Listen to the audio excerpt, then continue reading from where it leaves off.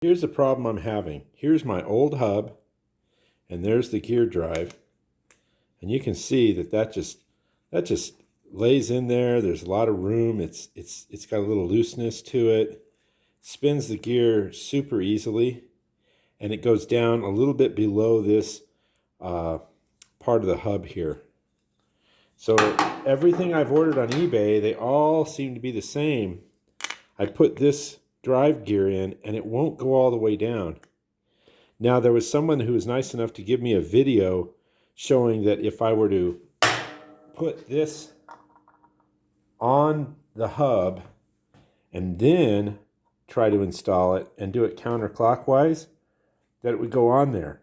Okay, it goes on, I'd say 80 or 90% of the way, but it won't turn. It's very hard to turn.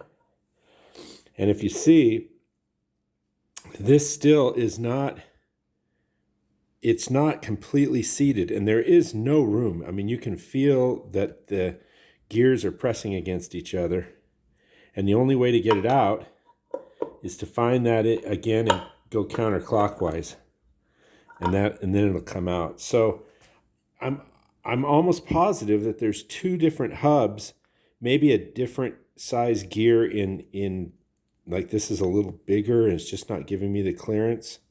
So because I've got a broken tab in here, I need to replace this. But if I can't find one, then my two options I think are order a replacement off of eBay that has the gear in it. Then I can hope that these tabs line up and then it just falls into place, because this will. And I mean, it falls in there and you can feel it seat perfectly.